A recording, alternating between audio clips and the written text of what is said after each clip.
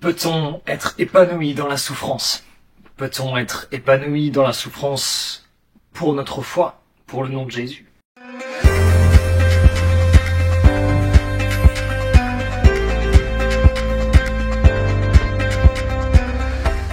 Cela peut nous paraître fou, mais Jésus nous dit oui.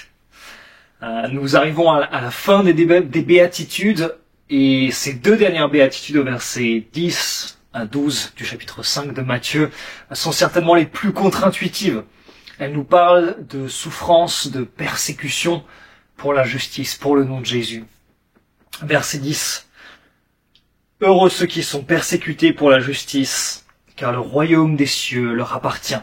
Cette béatitude fait écho à la première béatitude par la déclaration de possession du royaume des cieux. Avez-vous déjà souffert à cause de votre désir de marcher avec intégrité?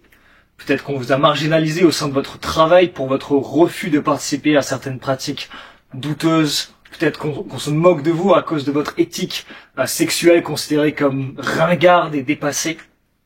Parce que vous refusez d'adorer les idoles de notre temps, on vous ridiculise, on vous met sur le côté. Mais au cœur de la souffrance, Jésus vous déclare heureux, épanoui. Dans la persécution, les hommes peuvent vous prendre bien des choses, votre travail, vos biens, votre famille, même votre vie, et c'est une réalité pour beaucoup de frères et de sœurs à travers le monde.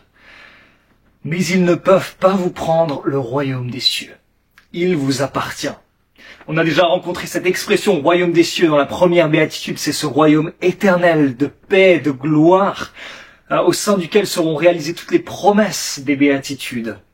Jésus nous invite à lever les yeux à lui et à cette réalité éternelle. Et à la lumière de l'éternité, il nous déclare heureux. Et Jésus vient ensuite directement adresser ses disciples et vient développer la béatitude précédente dans la dernière béatitude. Il vient préciser que souffrir pour la justice, ça veut dire souffrir à cause de Jésus, le roi de justice, que ce soit par la persécution, la calomnie ou l'insulte. Et il ne les déclare à ses disciples pas seulement heureux dans leur souffrance à son nom, mais regardez avec moi parce qu'il ajoute deux impératifs, les seuls de toute cette section. Il leur dit ceci, verset 12, « Réjouissez-vous et soyez dans l'allégresse, parce que votre récompense sera grande au ciel. » Jésus commande une joie exubérante au cœur des souffrances pour son nom, à cause de la grande récompense au ciel.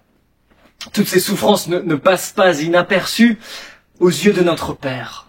Et cette récompense sera si grande qu'il est juste d'être dans l'allégresse, dans la joie, aujourd'hui, déjà aujourd'hui même au cœur des souffrances. Quel encouragement pour ceux qui souffrent pour leur foi. La vision de l'épanouissement que Jésus nous présente dans les béatitudes est très paradoxale. Il ne s'agit pas du tout d'une vie facile sans encombre.